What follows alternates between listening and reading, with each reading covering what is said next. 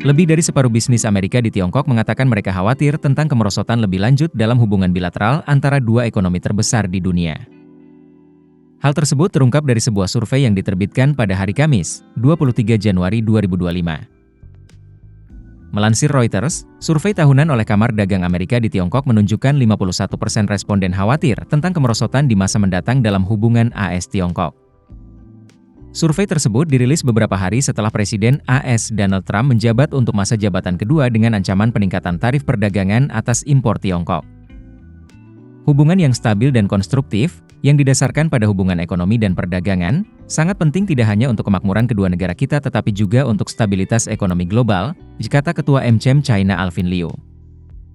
Menurut MCM China, ketegangan geopolitik, ketidakpastian kebijakan, dan sengketa perdagangan menjadi perhatian utama para pelaku bisnis AS di Tiongkok.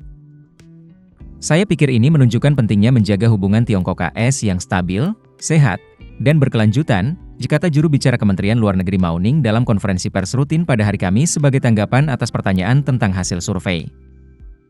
Dia menambahkan, kami juga berharap AS dapat bertemu dengan Tiongkok di tengah jalan, dan mendorong hubungan bilateral kembali ke jalur pembangunan yang sehat dan stabil.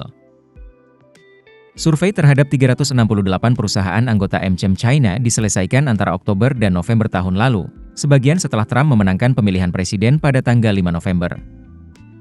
Masa jabatan Trump sebelumnya sebagai presiden ditandai oleh perang dagang AS-Tiongkok, dan memburuknya niat baik diplomatik antara kedua negara yang tidak membaik secara nyata, selama 4 tahun masa jabatan Presiden Joe Biden.